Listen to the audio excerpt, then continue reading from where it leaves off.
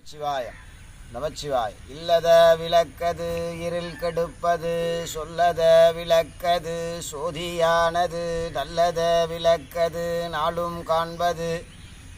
நமச்சிவாயவே நமச்சிவாயவே. எல்லாமல்ல திருவழுதீஸ்வரர் பெரியநாயகனுடைய அனுகிரகத்திலும் இந்த உலகம் என்று சொல்லக்கூடிய இந்த உலக பிரபஞ்சத்தினாலும் நாம் எல்லாம் இயங்கி கொண்டிருக்கிறோம். ஒவ்வொருவரும் செய்யக்கூடியது யோக நிலை என்று சொல்லக்கூடிய யோக நிலை பெற வேண்டும். சும்மாவே உட்கார்ந்திருந்தாலே யோக நிலை அடைந்து விடலாம். எல்லோரும் கோபத்தை முதல்ல அவாய்ட் பண்ணுங்க. கோபம் உங்களுக்கு குல சத்ரு நாசம் என்று சொல்லியிருக்காங்க. அதனால் கோபப்படக்கூடாது. நிதானமாக இருந்து காரியத்தை சாதிங்க, எல்லாமே ஜெயிக்கலாம்.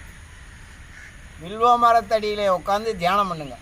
வில்வ மரத்தடியில் உட்காந்து தியானம் பண்ணிங்க அப்படின்னு கேட்டால் உங்களுக்கு ஆற்றல் சக்தியை ரொம்ப அதிகமாக கொடுக்கும். இந்த உடம்பில் உள்ள சரீரத்தை உங்களுக்கு வஜ்ராயுதமாக மாற்றி கொடுக்கும். அதனால் எல்லோரும் தியான முறையை கடைப்பிடிங்கள். சிவமுத்திரை என்ற கூடிய முத்திரையை அணிவீங்கள். அந்த சிவபெருமானை ஆத்மலிங்கமாக ஆத்மத்திலே பிரதிஷ்டை செய்யுங்கள். எல்லா நன்மையும் பெறும். திருச்சிற்றம்பலம். நமச்சிவாயம். என்னாளுடைய சிவனையை போற்றி, எண்ணாட்டவர்க்கும் இறைவா போற்றி. கோவர தரிசனம் கோடி புண்ணியம். கோவர தரிசனம் ராஜ தரிசனம்.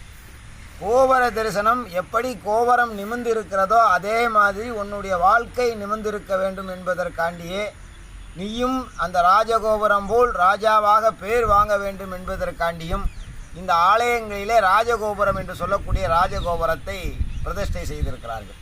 இந்த ராஜகோபுரத்திற்கு மேலே 7 ஸ்டூபிகள் இருக்கும், 9 ஸ்டூபிகள் இருக்கும், 11 ஸ்டூபிகள் உள்ளே வைத்திருப்பார்கள். ஸ்டூபிலிங்கம்னு பேர், ஆகாயலிங்கம்னு பேர். அதுக்கு பேர் ஒசர வைக்கக்கூடிய கலசத்துக்கு பேர் என்னன்னு கேட்டால் ஆகாயலிங்கம்னு பேர். அதுக்கு ஆகாயலிங்கம் என்று சொல்லக்கூடியது என்னன்னு கேட்டால் உங்கள் பிரம்மதண்டும் என்று சொல்லக்கூடிய இந்த 7 சக்கரங்களை ஓட்டக்கூடியதான் அந்த 7 விமான கலசங்களாக பிரதிஷ்டை செய்யப்பட்டிருக்கிறது.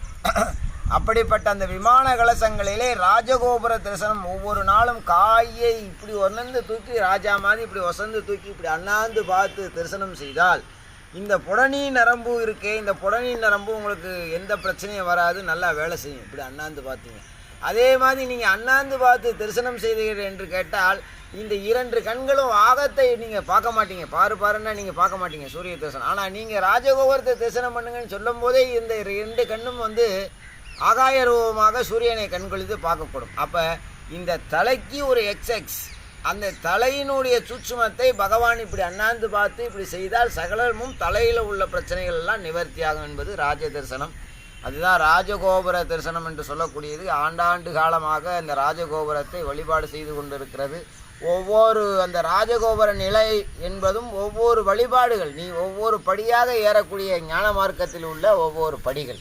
உனக்கு ஒவ்வொரு சொர்க்கப்படிகளும் திறக்கப்படும். 7 வாசல்கள் இருக்கிறது. அந்த 7 வாசல்களை திறந்தால்தான் நீ முத்தி நிலை அடைய முடியும், சிவநிலை அடைய முடியும், அந்த நாராயணமூர்த்தியினுடைய நிலையை அடைய முடியும், பிரம்மனுடைய நிலையை அடைய முடியும். அப்பேற்பட்ட அந்த 7 நிலையை திறந்து போவது தான் ராஜகோபுரத்தின் ஒவ்வொரு நிலையும் ஒவ்வொரு ஆகம விதிப்படி சாஸ்திரங்கள் படி உற்பத்தி செய்யப்பட்டிருக்கிறது.